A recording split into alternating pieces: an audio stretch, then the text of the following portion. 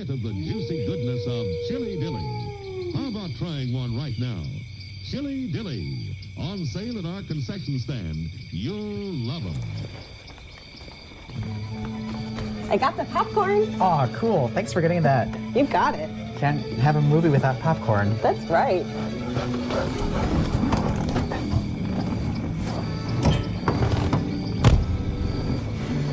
All settled? Yeah. I can't wait for this movie. Gonna have some popcorn. Some for the dog, too. Should be a good one.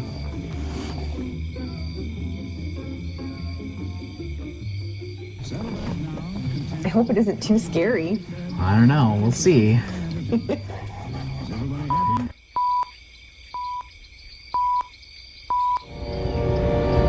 Do you like monsters? Witches? Or murder? You're cleared direct for your worst FLIGHTMARE. Hey everyone, welcome to the latest episode of the Flying Stampede. Today we're going to do something just a little bit different. Yes, we are going to be flying to someplace, but it's actually somewhere where we've actually been before. Gutzmer's Twin Oaks Airport, which is in Whitewater, Wisconsin. And if Whitewater sounds familiar, yes, it is a sleepy little college town in the middle of Wisconsin. But what you might not know is it's full of tales of witches, ghosts, and even murders. So we're going to go over to Whitewater and check out one of their spirit tours and see if we can find a witch or a goblin or a ghost ourselves. So come along with us as we fly to Whitewater and explore some of the witchy and ghostly happenings around Whitewater. Our journey today takes us to Whitewater, Wisconsin. This small Midwestern college town is located only about 50 miles west of Milwaukee. On the surface, it seems like a normal Midwestern town, but its dark history holds tales of monsters, witches, and murders. To start our Whitewater adventure, we stopped in for some spirits. The other type of spirits, at Second Salem Brewing Company. Whitewater is also known as Second Salem for its ties to witches and the occult. Second Salem Brewing Company pays homage to these captivating tales in their craft beer with names like Bone Orchard, Blood Moon, Wild Man of LaGrange, Sorcery, and of course, the Beast of Bray Road. While not directly tied to Whitewater, Wisconsin, the Beast of Bray Road is a cryptid that haunts southeastern Wisconsin. According to witnesses, the beast stands between 6 to 7 feet tall with a humanoid body covered in fur. The beast was first sighted in 1936 on, you guessed it, Bray Road. In the 1980s, several witnesses reported the beast attacking their vehicles, leaving long scratch marks on their hoods or their doors. A reporter, Linda Godfrey, was assigned to report on the story in Walworth County Week.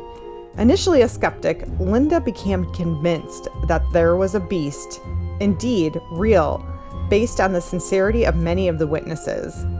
Godfrey later compiled her articles into a book titled The Beast of Bray Road, Tailing Wisconsin's Werewolf. Sightings of the beast have been as recent as 2020.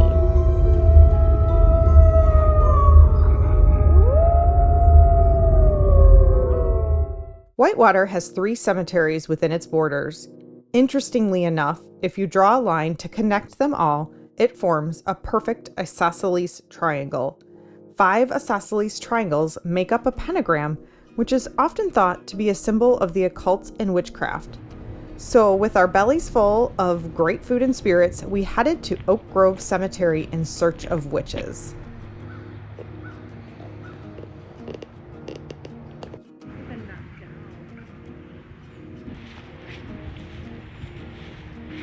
Calling all ghosts and goblins from Oak Grove Cemetery.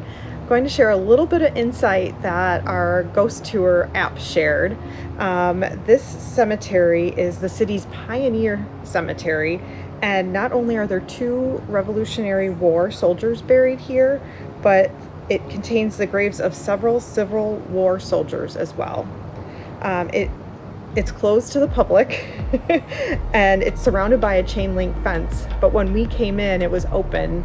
And you can actually, if it was locked, I saw a sign that said you can request the key to come in and walk amongst the spirits.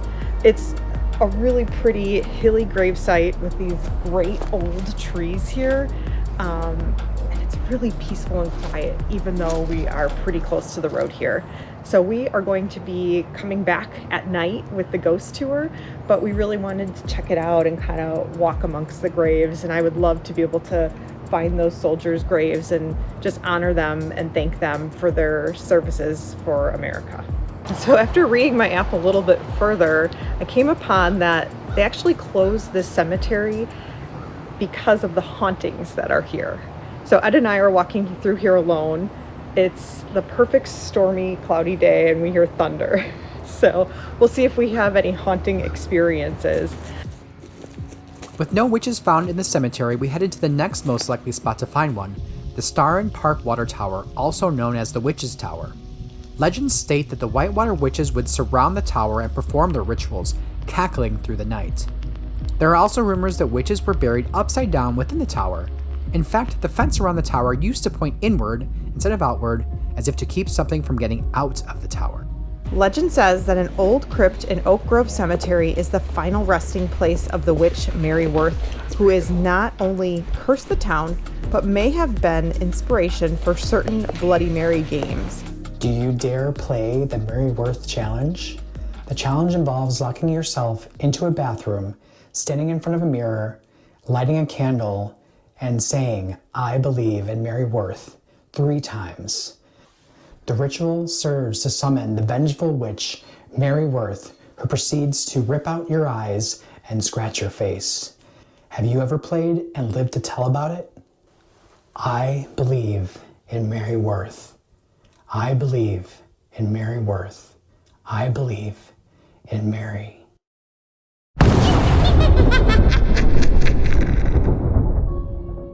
In 1922, Myrtle, Shoddy, her 4 children, and boarder Ernst Kufal moved into this house after her husband Edward passed away.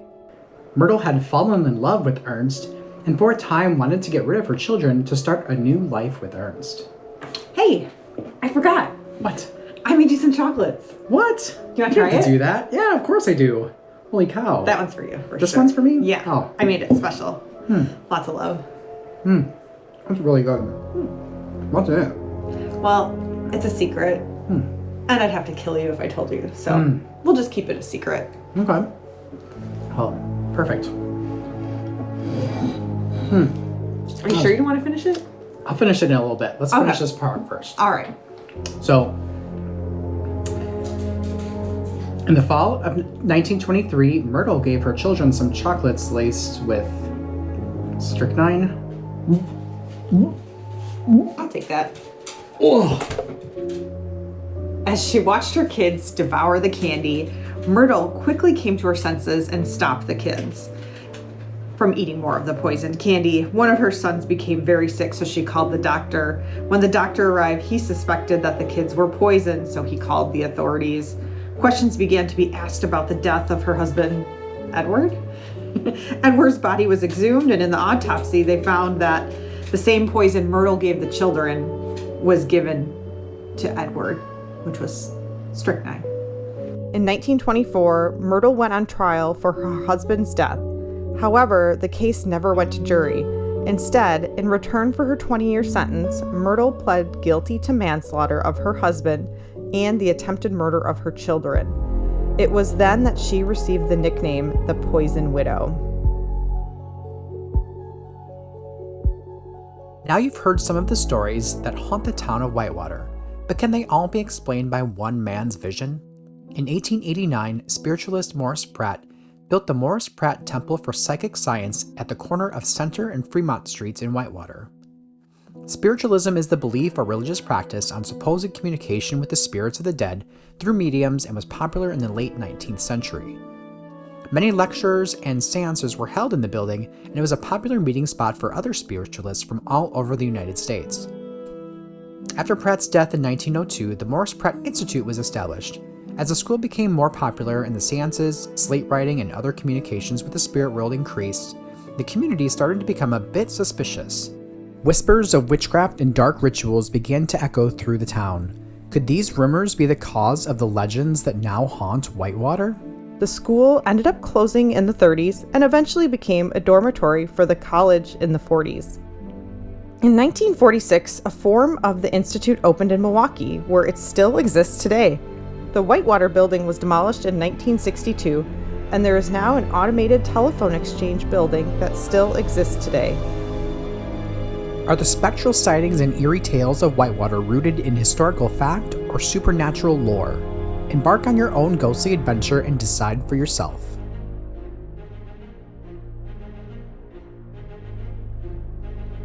Special thanks to the Whitewater Chamber of Commerce, Discover Whitewater, and the Whitewater Spirit Tour for the amazing tour and reference materials for all the stories today. Adventures don't always have to be to faraway places. Sometimes the best ones are right in your own backyard.